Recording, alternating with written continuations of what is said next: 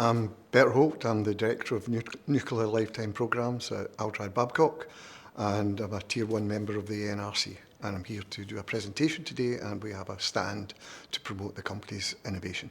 I've been involved with the ANRC since probably about 6 months after the concept of the ANRC was started, and the company joined from that point. So I've been involved the whole way through the first phase of the ANRC, developing the technology roadmaps for the research and the innovation work aligned to the business plans of the industrial partners. Well, in the current economic climate, industrial partners are looking at maximising utilisation of resources. So there's very little headroom for staff to do innovation and product development. So by outsourcing it and using an organisation like the ANRC and the universities to do that external research for you, but working in partnership with the industrial partner, allows you to still continue with product development, but also maximise your quality of earnings by the best utilisation of your staff. Yes, I've worked with a number of universities all over the UK, but I've always found that working with the University of Strathclyde, they understand the end user, and there's a more practical element to what they're doing. So it's not just about pure research, it's actually understanding they're doing research for an end benefit to an industrial partner. So the end use is always in their focus, and the return on investment on that innovation. For me, the UK focus has to be linked to the government strategy, and that's the net zero strategy. And a big part of the net zero strategy is growing the nuclear industry. And that aligns perfectly to what the ANRC's long-term goals are developing innovation to drive efficiency in processes, not only in nuclear new build and operation with plant, but also in the decommissioning market. The government has put targets of 25% cost reduction in decommissioning. That only comes from digitisation and novel technologies. And that's where the ANRC, working with industrial partners, fits in, I believe, and linking up to the government strategy.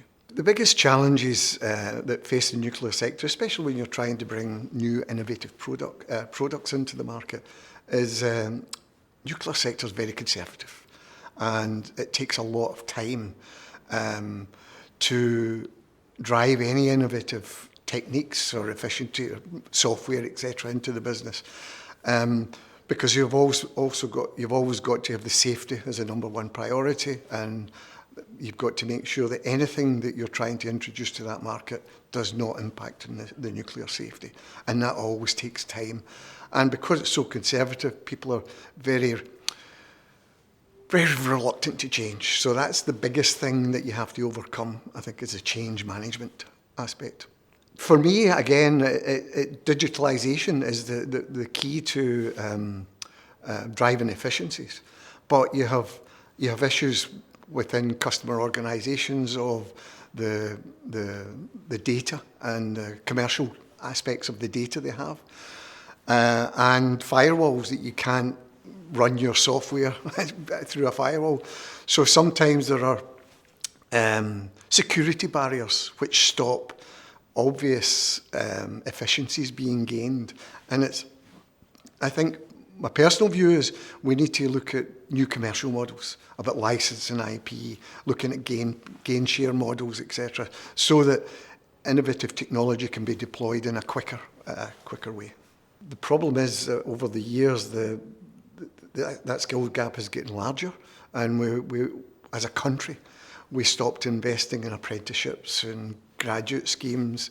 Again, it's just the economic situation the country has found itself in. And whilst there's now a lot of schemes introducing apprenticeships again, apprenticeship degrees, and more graduates coming in, there is a gap in that, the age gap of people now coming through to meet the future needs. I don't believe there are enough people yet coming through, and I think we need to open the borders a bit to having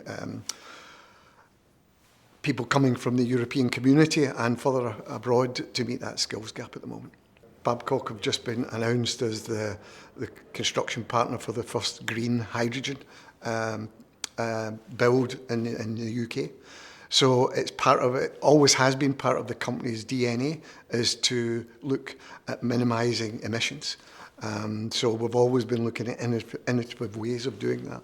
And in the nuclear sector, again, we're looking at ways to drive innovation to make things more efficient, take out chemicals that are used in inspection and use technology to lessen the impacts on the environment and to reduce cost and help towards net zero.